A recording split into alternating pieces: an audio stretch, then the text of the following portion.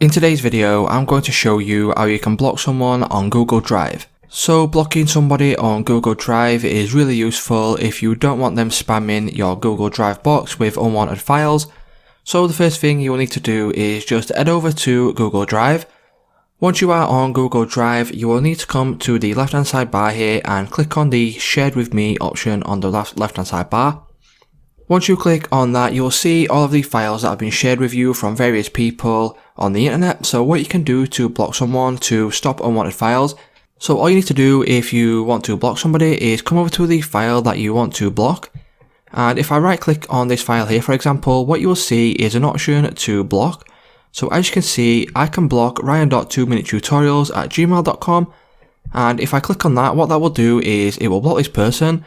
So you'll get this pop-up first, and then all you simply need to do is click on block to confirm it. So once you block that person, that will stop them sending unwanted files to your Google Drive.